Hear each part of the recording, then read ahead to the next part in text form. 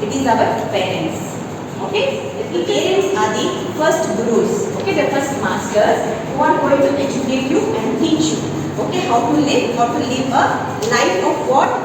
Life of honesty, genuineness, being faithful, being kind, okay, loving others. So all these principles are given by our parents